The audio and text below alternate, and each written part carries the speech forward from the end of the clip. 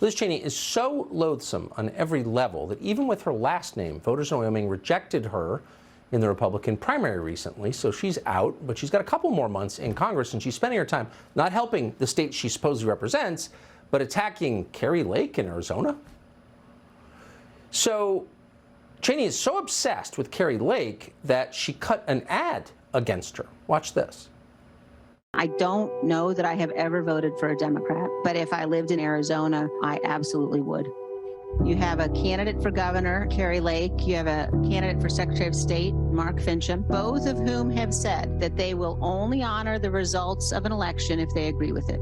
And if you care about the survival of our republic, we cannot give people power who will not honor elections. I've never voted for a Democrat. Well, of course, Liz Cheney is a left-wing Democrat. Let's stop lying. So in response to that ad, Kari Lake wrote this letter to Liz Cheney. It begins, quote, "Dear Liz, thank you for your generous in-kind contribution to my campaign. Your recent TV ad urging Arizonans not to vote for me is doing just the opposite. Our campaign donations are skyrocketing, and our website nearly crashed from the traffic." Kari Lake is running for governor of Arizona. As noted, she joins us tonight. Kari Lake, thanks so much for coming on. Is that true?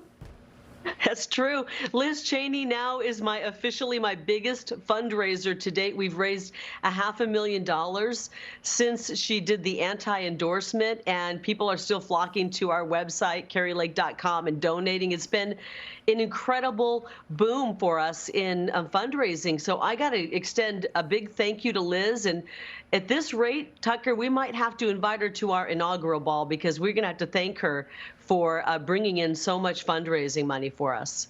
Well, but you'd think it's a little weird since she is a congresswoman still from Wyoming. She's got a lot of hobbies. She could be planning a new invasion of Somalia or something, but she's attacking you. She's very focused on you. Why? Why is that, do you think? Well, I think the same reason I'm being attacked by the media. I'm speaking the truth. I mean, you talked about it in your monologue tonight. We can't talk about all these issues because the media has told us they're prohibited.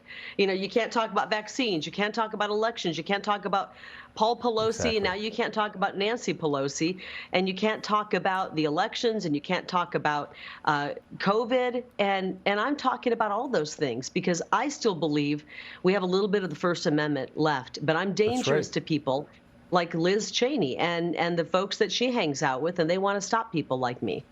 Words are powerful. I will say the left, Liz Cheney, for example, they understand that. So I want to ask your reaction to this story. So recently the headquarters for Katie Hobbs, that's the person you're running against in the governor's race, who will not debate you, was vandalized. The suspect broke in and stole a few things. The suspect's name is Daniel Mota dos Reyes, and reportedly he's an illegal immigrant to this country. What's your reaction to that story? He's currently in this country illegally, and I had heard that as well. But, you know, you can't say that now because you can't talk about that. It's insensitive. And the press won't report that. And I'm glad that you just said that because that's right. He is currently in this country illegally, just like it sounds like we've had many other instances where people are here illegally and the reporters never even ask that, because it proves the point that having a wide open border means more crime, higher incidence of crime for American citizens. And that's what we're seeing here in Arizona. And you talked about the homeless man that was found, half naked in Pelosi's home. This is why Republicans have ideas to stop these problems. I have a homeless policy. The press doesn't want to talk about that. I have a policy to work to end chronic street homelessness, get people help, get them off the streets, and return quality of life for the hardworking people of Arizona. But the press would rather act like there's been some Watergate break-in at my opponent's office. I don't even know where her office is, by the way. I assumed it was in a basement somewhere. They'd rather cover that and make up lies than cover our policies, which will actually help the people of Arizona and make them safer. The press has gone bad, and the people are awake to it. The fact that even run someone as lame as Katie Hobbs for governor of a major state tells you that they believe they have the system wired. They think they can't lose. I mean, why wouldn't they pick someone who can talk? Well, her twin sister, actually, there was some undercover video of her the other day saying that she voted for me.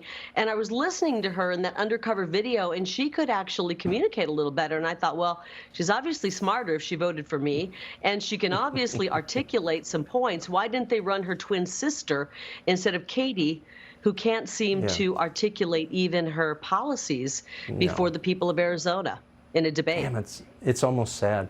Kari Lake joining us tonight. Thank you very much. Great to see you. Thank you, Tucker.